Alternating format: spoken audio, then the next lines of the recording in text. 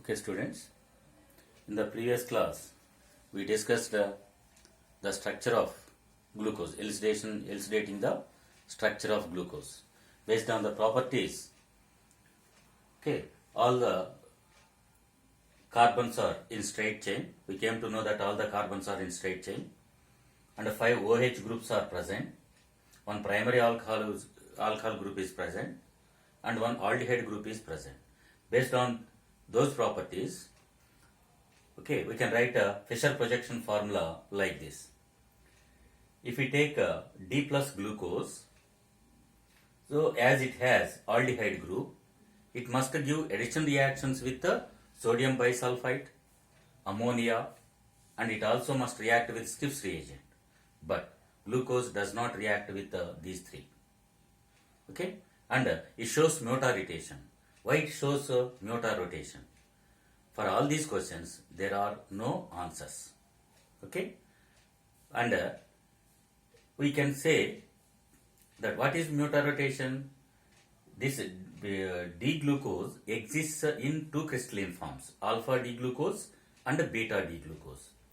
Alpha D-glucose and beta D-glucose, when separately dropped in water, their specific rotation for alpha D-glucose, specific rotation changes from 111 to 52.5, that means decreases, and for beta D-glucose, its specific rotation changes from 19.2 to 52.2. This change in specific rotation is called Mota rotation. Change in specific rotation is called Mota rotation.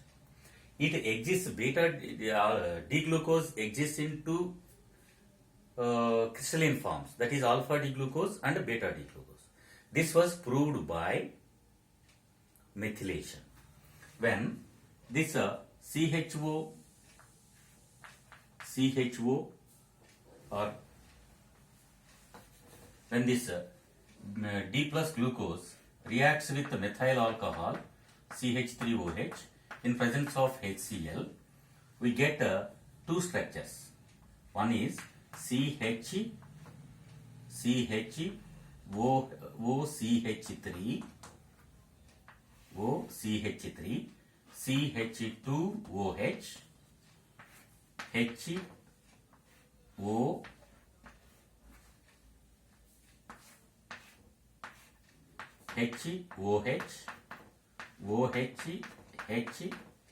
HOH.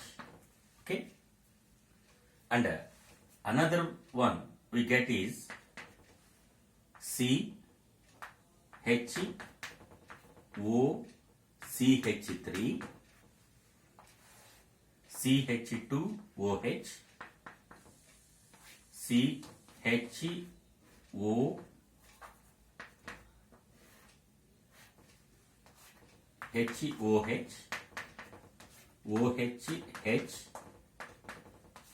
HOH.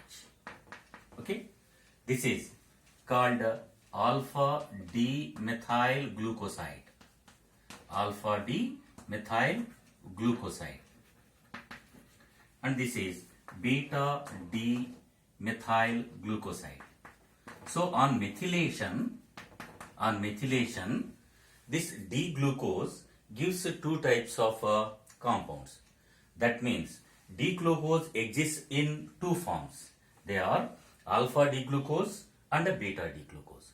Methylation means substitution of hydrogen by methyl group. That means if methyl group is not substituted, the structure of this compound will be in two forms. What are those two forms?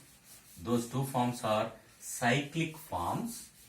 These cyclic forms are, when methylation is not done, instead of methyl group we will have H. Similarly, we will have another H like this. So D plus glucose is mixture of two forms. They are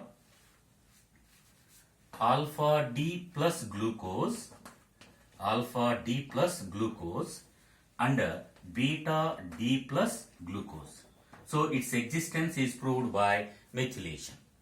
So as alpha D glucose is present in these two forms, okay, and as it is not a straight chain or open chain compound, it is a cyclic compound. It cannot react with sodium bisulfite, it cannot react with ammonia, it cannot react with the Skiff's reagent, but it can react with the Tollens reagent. That is why it is called as reducing sugar. Why it reacts with the Tollens reagent? Tollens reagent is a strong reagent such that it can break the glucosidic linkage. This linkage is called the glucosidic O linkage. This glucosidic O linkage is broken by Tollens reagent, and again it converts like this: C double bond O, OH. That is open chain structure. So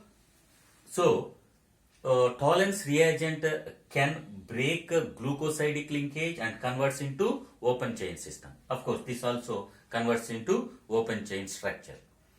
Other three, that is sodium bisulfite, Skiff's reagent, and ammonia. These three cannot break this cyclic cycle, and it cannot convert into open chain structure. That is the reason they do not react with the glucose. Then why it shows mutation? It shows mutation. That means its specific change changes because it exists in two forms. That is alpha D glucose and beta D glucose. Okay. Haworth proposed two structures for these two glucose cyclic glucose structures. Okay. These alpha D glucose and beta D glucose are differ in their first carbon. Say this is the first carbon. Okay. In first carbon, OH group is present at right hand side, and here it is present at left hand side. That means in spatial orientation, these two differ with each other. Okay. These two carbons, that is first carbons, are called anomeric carbons, and these two structures are called anomers. These two structures are anomers, and these are called anomeric carbons. Okay. And if OH group is present at first carbon, or if it has CH-OH group, this is called hemiacetal group. Due to the presence of hemiacetal group, it cannot react with sodium bisulfite, ammonia, and Skiff's reagent. That is the reason. And Haworth proposed two structures for these glucoses. Okay, these are called pyranose structures. Pyranose, why this is called pyranose structure? In pyranose, it is a 5-membered ring. Okay, 1, 2, 3, 4, 5. 5-membered ring, and here there will be 2 double bonds. So 5-membered ring with one oxygen atom. This is also 5-membered ring. 1, 2, 3, 4, 5. Okay.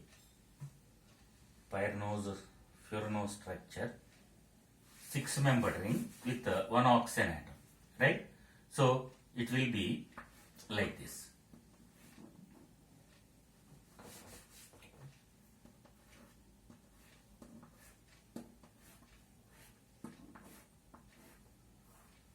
This is called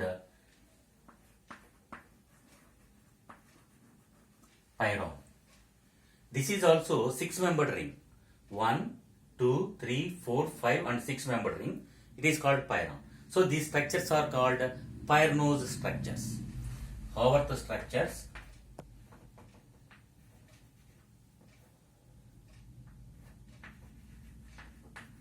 Haworth structures. These Haworth structures are also known as pyranose structures. Pyranose structures. Okay.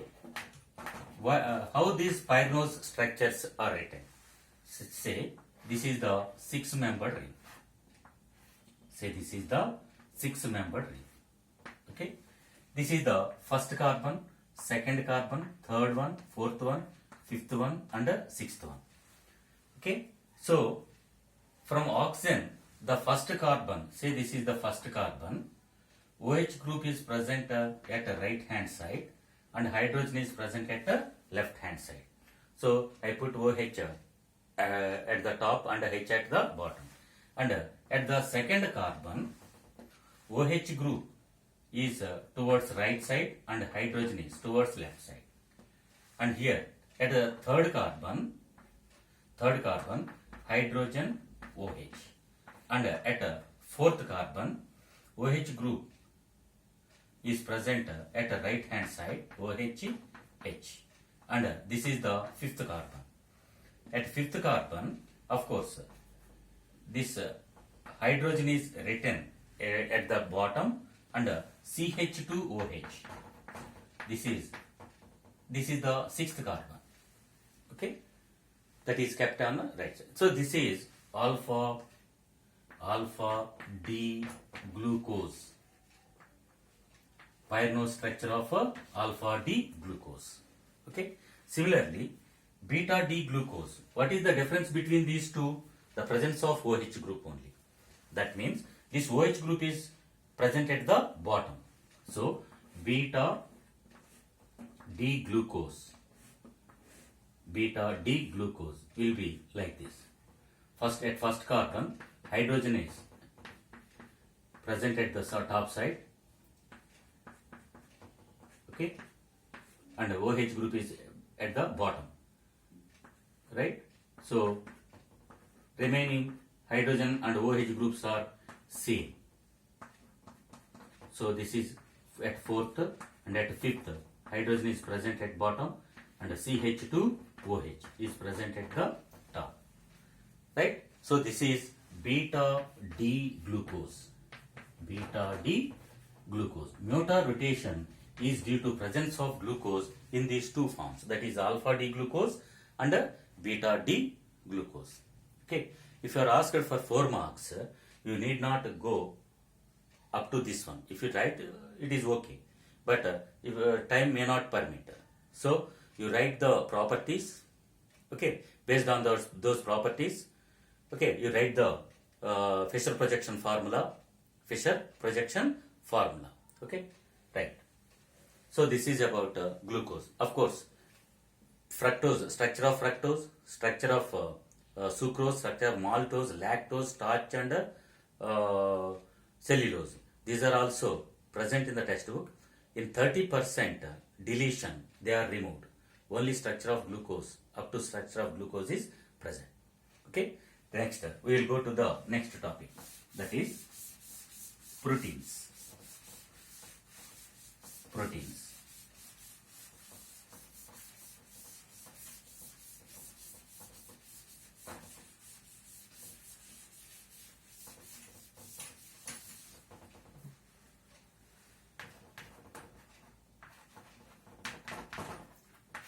Proteins are biopolymers. That means large number of molecules combine with each other to form a giant molecule. That is called polymer. These are biopolymers. That means these polymers exist in biological systems. So these are biopolymers which are formed by amino acids. Okay. First of all, we discuss what are amino acids, how they are distinguished like. Okay. So amino acid in the name itself contains amino group and acid group. Okay. So the carboxylic acids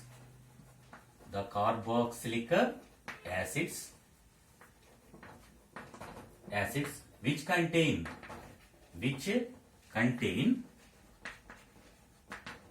NH2 group,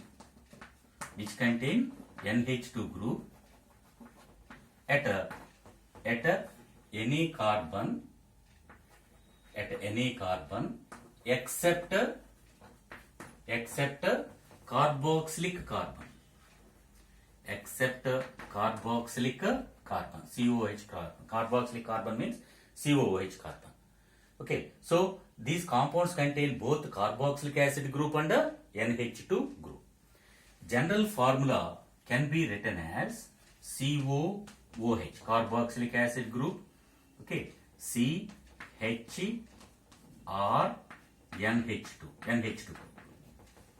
Okay, this R may be hydrogen or any other group. Based on this R, amino acids are different. Based on this R, amino acids are different.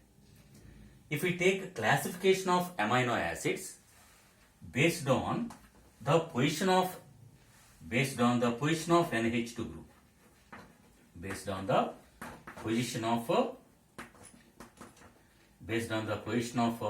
NH2 group, based on the position of NH2 group. Okay, here NH2 group is present at alpha carbon. The carbon that is adjacent to the functional group is called alpha carbon. Okay, NH2 group is present at alpha carbon. So this is called alpha amino acid. Alpha amino acid. Okay, or if we take COOH, CH2 or CHR,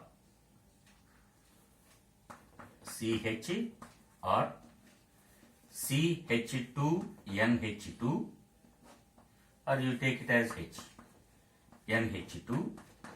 So NH2 is present at beta carbon. This is the functional group. Adjacent carbon is alpha carbon, and the adjacent to the first carbon it is called beta carbon.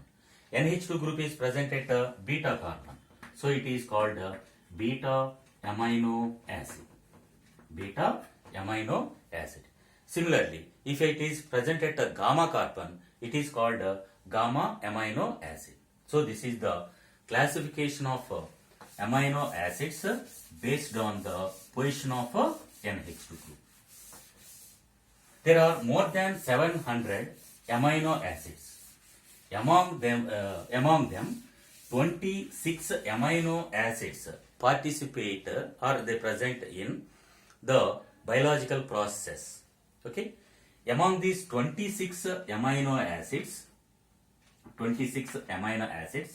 6 are present in living tissues. In living tissues, 6 amino acids are present, and remaining 20 amino acids are they participate in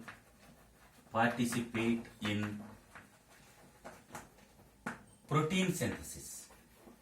They participate in protein synthesis.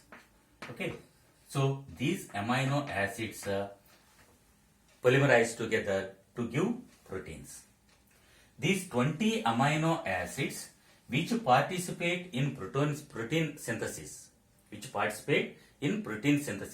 are alpha amino acids. All these 20 are alpha amino acids. That means NH2 group is present at the second carbon or alpha carbon. Okay, among these 20 amino acids, general formula is NH2 CHR COOH. This is the general formula. If R is H, that becomes one amino acid. If R is CH3, that becomes another amino acid. If it is CH3 twice CH, okay, isopropyl group, that becomes another amino acid. So the nature of the amino acid depends on the R. Okay, so if R is equal to H, the formula of that compound will be NH2 CH2 COOH. It is called glycine.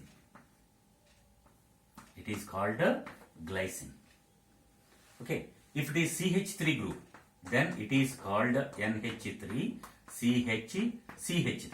In the place of R, we substitute CH3 COOH. Okay, this is called alanine. Okay. So in this way, based on the R value, these are the different amino acids. The such that amino acids are 20 amino acids which participate in the protein synthesis. Okay, protein synthesis. Among these 20 amino acids, 10 amino acids can be synthesized by our body. These are called non-essential amino acids. Non-essential amino acids. So, what are non-essential amino acids? The amino acids which can be synthesized by our body. Which can be synthesized by our body.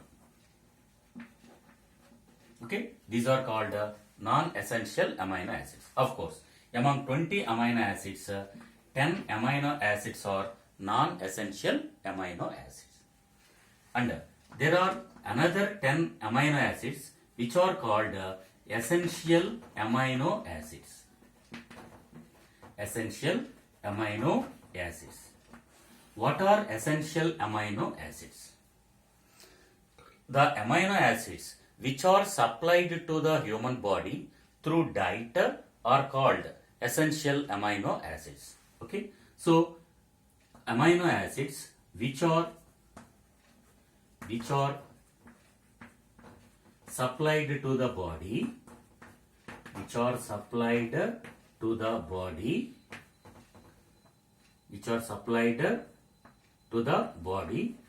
through diet